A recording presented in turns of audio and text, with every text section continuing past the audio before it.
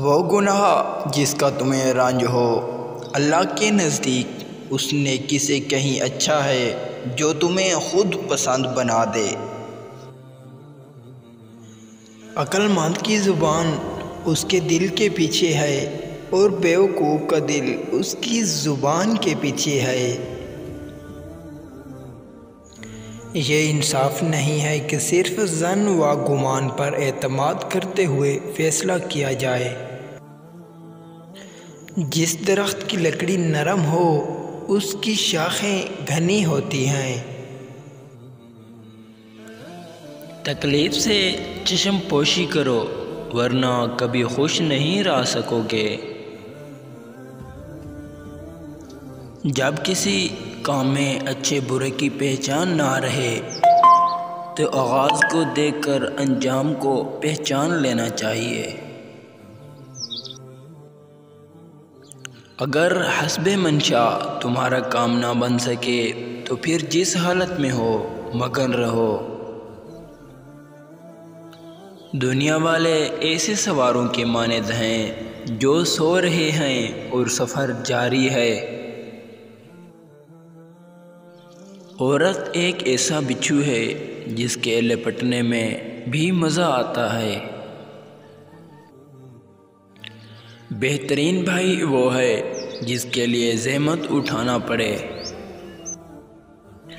زبان ایک ایسا درندہ ہے کہ اگر اسے کھولا چھوڑ دیا جائے تو پھاڑ کھائے۔ صبر دو طرح کا ہوتا ہے، ایک ناگوار باتوں پر صبر، دوسرا پسندیدہ چیزوں پر صبر۔ سخاوت وہ ہے جو بن مانگے ہو اور مانگنے سے دینا یا شرم ہے یا بدکوئی سے بچنا۔ بھوکے شریف اور پیٹ بھرے کمینے کے حملے سے ڈرتے رہو۔ عقل مند کی زبان اس کے دل کے پیچھے ہے اور بیوقوف کا دل اس کی زبان کے پیچھے ہے۔ جس نے طول طویل امیدیں باندھیں اس نے اپنے اعمال بگاڑ لیا۔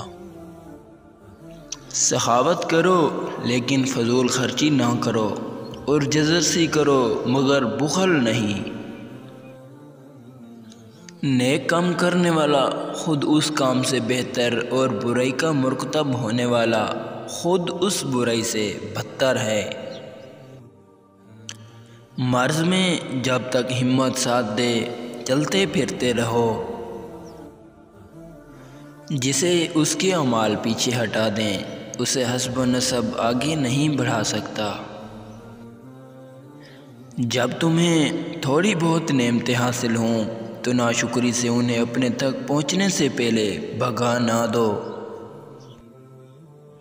یہ انسان تعجب کے قابل ہے کہ وہ چرپی سے دیکھتا ہے اور گوشت کے لوتھڑے سے بولتا ہے اور ہڈی سے سنتا ہے اور ایک سوراخ سے سانس لیتا ہے۔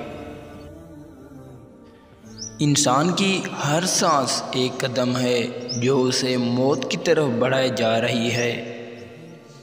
اگر آپ کو میری ویڈیو اچھی لگی ہو تو پلیز میرے چینل کو ضرور سبسکرائب کریں اور لائک بھی کریں۔ السلام علیکم۔